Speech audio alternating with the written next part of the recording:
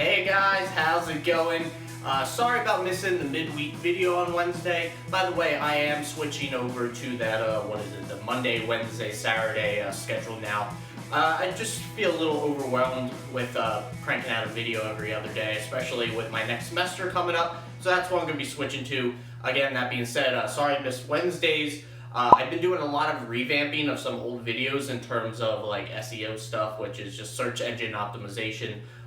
So there's some changes to descriptions and keywords on that stuff I've been going through, and there's like 60 plus of them, so it's taken a little bit, so I thought I would skip one video. I'm still not done. But anyway, I got a fun video today for you guys. I'm going to be counting the top 10 mistakes reptile keepers are making right now. I think these are all very important. I think a vast majority of these I've somewhat covered in other videos. To some extent, maybe even made a whole video on the topic or tried to hint at it being a problem. But I thought let's have a video that covers it and talks about a lot of the mistakes and problems in the hobby right now. So let's get to it. Let's go. Start the countdown at number 10. We have heeding the advice of others. Now, the internet can be a terrible but also great place. For one, it is a great place to get advice. Now, you can't always vet the backgrounds of people you're talking to, but everybody, no matter their experience, has something to offer, has a different perspective. And there's a lot of people who will just shut down any advice they get on the internet, and that's a problem. You should really think about everything and judge for yourself based off of your observations and your research and such. I actually have this quote of mine that I put on all my videos, and I think it's on my Facebook page, which we are looking at now, that says, always be open to new ideas, no matter your expertise, nor the expertise of the individual expressing the new idea. I've learned a lot in the past from people much less experienced from me. They give new great perspectives, guys, so I really think that everybody should take into account any bit of advice they get.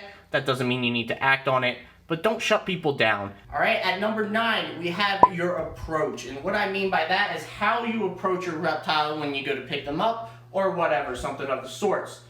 This is something rather important that I think a lot of people do not consider. I talked about this in a couple other videos of mine, but it's important to know that the most common predator, one of the most common predators for reptiles, is birds. And how they go and grab them is they come down with a claw. And after, going generation to generation to generation, they have instincts that are bred to understand, something coming at you from above is not a very good thing. So you don't want to approach your reptiles coming down like a claw, like you're going to pick them up like a bird. You kind of want to come in on their level. And you want to go in slow. You don't want to go in fast. That's another thing that really scares them off. Asus is probably my number one reptile that sort of reacts most differently from how you approach him.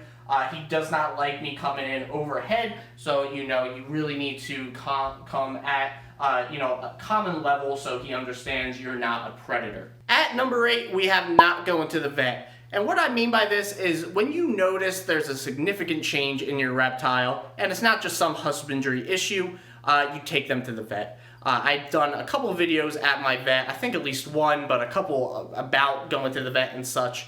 And these were things just precautionary. There were things wrong that needed change, and it wasn't just a husbandry issue. I definitely think a lot of people need to start doing that more, and they think they can cure it themselves, or some people are just okay with letting their animal kind of suffer and maybe die. I don't like that. I think that's bad. Just like you or your other animals like a cat or dog, you would take yourself to the doctor or your cat or dog to the vet. And I'm not saying you need to do a yearly checkup on all of them. That could be rather expensive if you have quite a lot of reptiles. I'm just saying if you notice something significantly different about your reptile, get them the proper care. It's important. These guys deserve to be taken care of the right way. Now at number 7, we have mixing species, and this is a very important one, especially because I see a lot of it online, and I kind of understand why people don't think it's that big of a deal. You rarely hear of the accidents, and a lot of the people get away with it from times. They've gone all their life, taking these boss pictures on a chair with, their bearded dragon on their left nipple, and their Tegu on their shoulder, and their dog's getting in there sniffing the bearded dragon, and they're like, nothing ever happens. I do this all the time. That's true. You probably do get away with it a lot, and it probably doesn't happen all that often, but it does only take 1 second for one reptile, one animal to snap, and then you have this bloodbath. And trust me, it happens. I've seen things of that type happening, and it's not worth it. Well, despite you getting this really cool picture of all your animals and stuff, it's just promoting a bad scene, and you know, it's not a mistake you can recover from super easily. So I definitely recommend not mixing species. At number 6, we have impulse buying, and this is a huge one. I myself have impulse bought in the past when I first started this hobby. My Ackies, I was not ready for them, and you know, I impulse bought them. It's something that I think mostly everybody in the reptile hobby has gone through once, and you know, if you make that mistake and you recovered, that's fine. You know, everybody make mistakes, but the important thing is you learn from it. But the real problem with that is you need to make sure you're ready for your reptile. Besides the research, besides all that stuff, you need to make sure you have the proper living conditions already set up. And that means like a full adult enclosure and everything. You just need to be super ready, super prepared for pretty much anything. And the important thing about that in general is that it's not just you not being ready and the animal suffering. It's just it gets really stressful for you. You know, you get the animal and you're like, crap, I don't have everything ready for this. And then you rush to get everything ready, and it's just a stressful time, trust me. So impulse buying still happens a lot. Everybody's pretty much a victim to it at some point. And, you know, just learn from it. Don't do it. It's not worth it.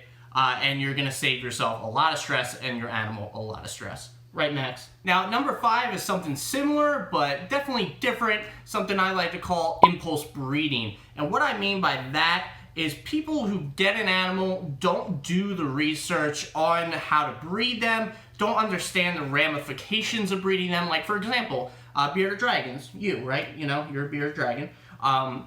They don't really need to be bred much anymore. You know, there's so many bearded dragons out there. You could definitely find one to adopt out there that's much better, giving them a home instead of breeding them and putting more into the ecosystem.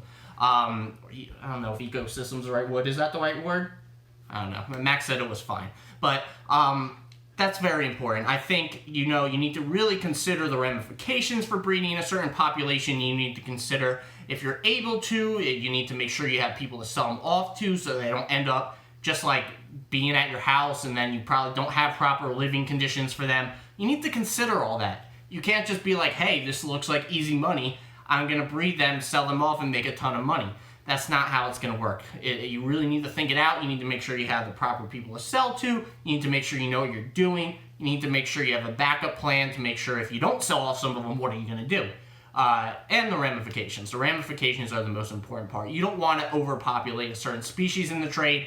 It's just going to hurt it overall and make the animals probably suffer. Now at number 4 in our countdown, we have the lack of bonding. And that can mean a couple things.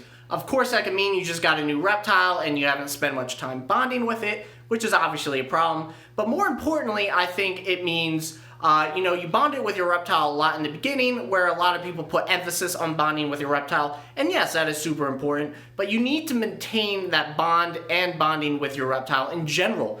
If you go a prolonged period without, you know, spending time with your reptile later on in its life, it's going to sort of lose that bond with you. It's not going to really react how it was and be as comfortable. So you need to continually bond and spend time with your reptile. And I think a lot of people take for granted, you know, what the reptile's attitude is going to be towards you as you go through the relationship and think that that initial bond is all you need. For number 3 in the countdown, we have no vacationing or no breaks. And this, to me, is one of the foremost problems in the hobby that I tried to really make a discussion point in a couple of my videos when I went on vacation a few weeks back. And that's a lot of people in the hobby refuse to take a break from the hobby.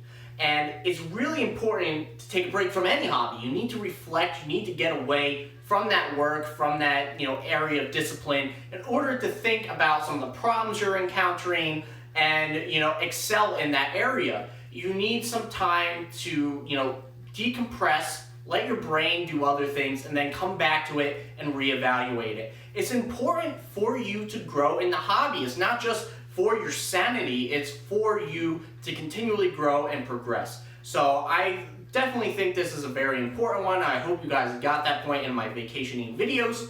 that you need some time away from them. And I know it's difficult because they're living things and you love them, but trust me, it will do more good than harm. At number 2, we have yet another important one, and that is the lack of research. Now, just like bonding, that doesn't necessarily just mean researching before you get a reptile or when you first get them. It's continuing that research throughout your reptile's life. Research and information is ever-changing, ever-adapting. You need to understand what the most current and up-to-date research is. And that could just mean what, people are commonly saying and such, as long as you vet their voice and their advice. Research doesn't stop once you get the animal and you're comfortable in the current husbandry state. Obviously, there's a lot more research to be done in the beginning than at the end, and there are more minor changes as you continue throughout your reptile's life. But you need to understand that not everything you know now is exactly true, and something might in the future disprove something you believe. And not only do you need to be paying attention to that, but you need to be open to changing something that you really think is true now, but really isn't. And at number 1 is observation. Observation is so key when you are talking about your reptiles and reptile keeping. Only you can really tell what is going on with your reptile and what is out of the ordinary.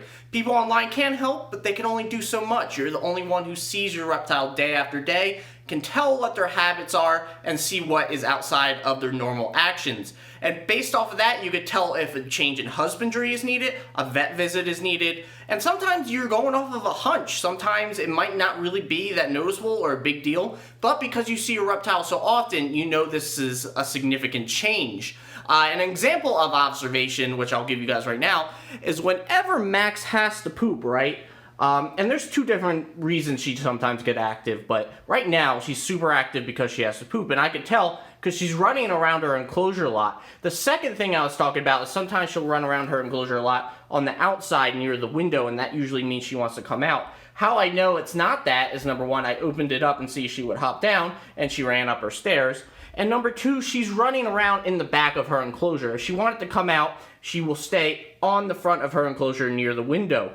So I know, and I'm pretty sure of this, sometimes she does, jinx me or debate me, whatever. I know this because it happens all the time. I see her do this all the time. So I know she's going to lay a poop today, and I should keep an eye out for that. Alright everyone, so that's my top 10 for the most frequent mistakes I see reptile keepers making right now, beginners and veterans alike. So I hope you guys enjoyed. I hope you guys took something away from this. Let me know if you think I missed anything or, did not emphasize something enough. I would love to hear your comments below. Thanks, guys. I will see you Monday for the next video.